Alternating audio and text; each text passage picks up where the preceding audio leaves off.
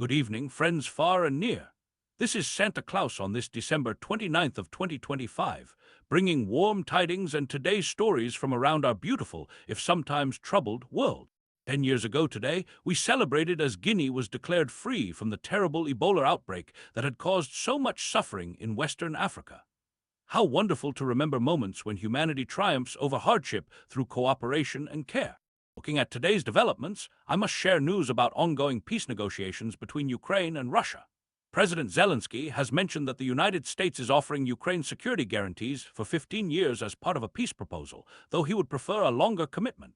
President Trump recently hosted him in Florida, indicating that the two nations may be closer to peace than before, though there are still important matters to resolve. We must keep all those affected by this conflict in our thoughts and prayers, for peace is the greatest gift we can hope for.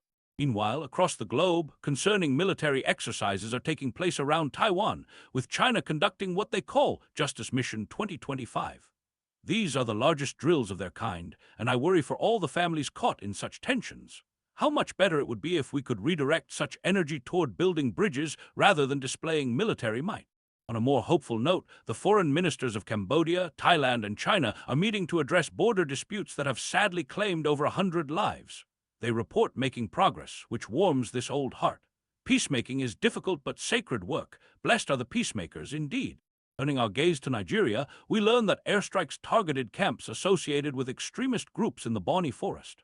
President Trump announced these strikes were carried out at Nigeria's request, with the stated aim of protecting Christian communities in the region. Let us remember that all God's children deserve protection and safety, regardless of faith. With heavy heart, I must share that Iran's President Pezeshkian has declared his country to be in a full-scale war with the West, describing the situation as worse than Iran's devastating conflict with Iraq in the 1980s. Such words remind us of the need for dialogue and understanding. Speaking of challenging relationships, President Trump is meeting with Israeli Prime Minister Netanyahu today in Florida to discuss the Gaza ceasefire process, which needs fresh momentum to achieve lasting peace. In Turkey, a police operation against suspected militants resulted in the loss of 9 lives, including 3 police officers. This follows arrests of many suspected of planning attacks during holiday celebrations. Let us keep all involved in our prayers, for violence solves so little while taking so much. On matters of governance, Argentina's Congress has passed its first budget under President Milei, focusing on spending cuts to achieve a balanced budget. The plan aims for growth while addressing inflation, though I hope those who are vulnerable will be cared for during these changes. And in financial news, there appears to be what some call a tenuous peace between President Trump's administration and the bond market after earlier tensions.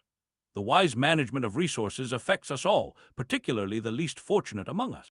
Finally, President Trump has mentioned in a radio interview that the United States has knocked out what he described as a big facility in Venezuela, apparently related to drug trafficking concerns.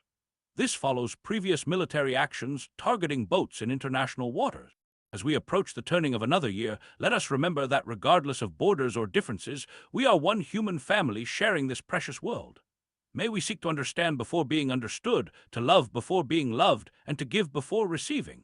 From my workshop at the North Pole, this is Santa Claus wishing you a blessed evening filled with kindness and hope for tomorrow.